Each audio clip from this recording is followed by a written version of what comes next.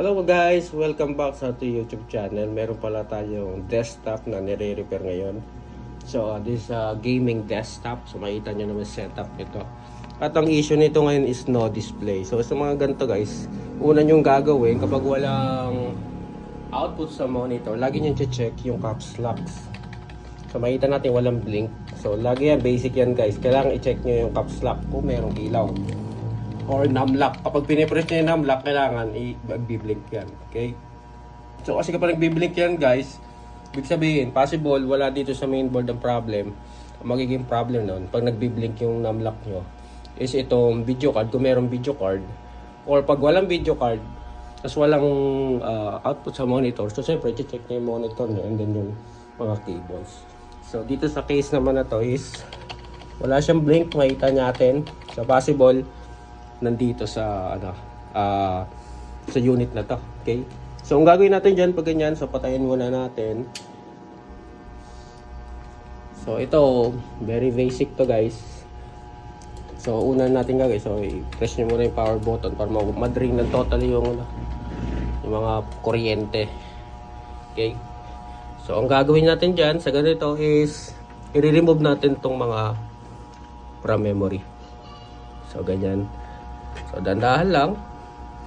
And then, para mas maganda guys, i-disable nyo muna yung mga connection ng SATA para hindi makurap yung OS. Kasi, pagpatay sindi yan, so magkakaroon ng possible makurap yung operating system nyo. So, after that, so linisan muna natin to ng lighter fluid. So, ito gagamitin ko. Sa lighter fluid, okay? So, okay, ito, piniprepare ko na yung RAM memory together lighter fluid. So, gagawin nyo lang ganito. So, lagay nyo sa toothbrush. Tapos tandahanin nyo, linisin nyo yung pinaka gold part. Yan. So, ang purpose nyan is para malinis. Tapos, buhusan nyo na rin to. Kaya mga safe tong ginagawa natin. Hindi masusunog ang unit. Yan, linisan nyo.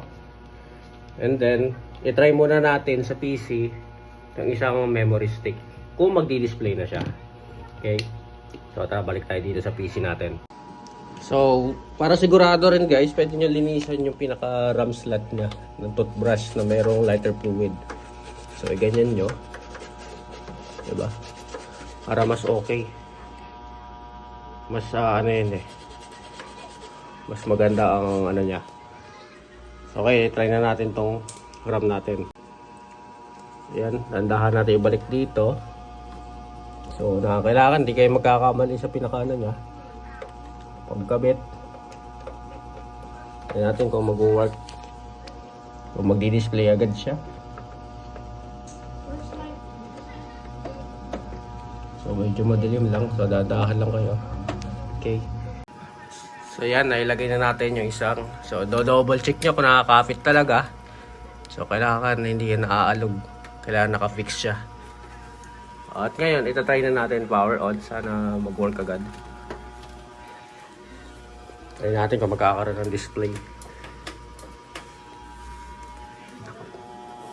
Okay, yan. On na. So, try natin. Yan. So, power na. Check natin kung magkakaroon ng lock at magkakaroon ng display sa monitor.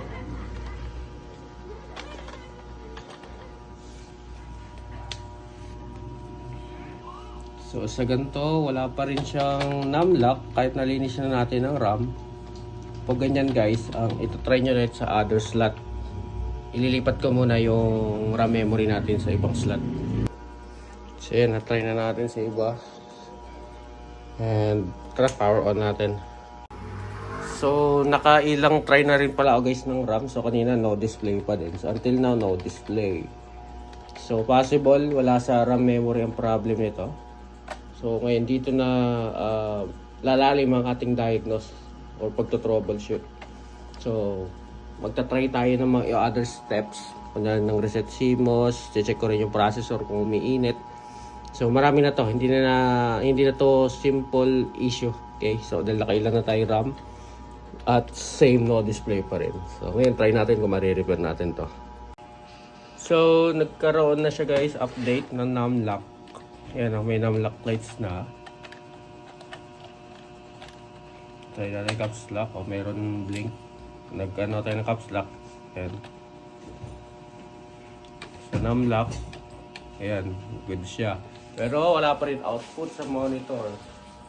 And pag ganyan na guys, dahil sure naman tayo monitor natin is working at ang cable natin is working HDMI, possible dito may problem. So gagawin natin dyan, try muna natin tanggalin and then try natin pa-display internal kung meron siyang display ba. Okay? So kapag nagkaroon ng display yon, so possible ito may problem, try natin i-repair ang GPU. Okay? So ito, natanggalan natin yung GPU. And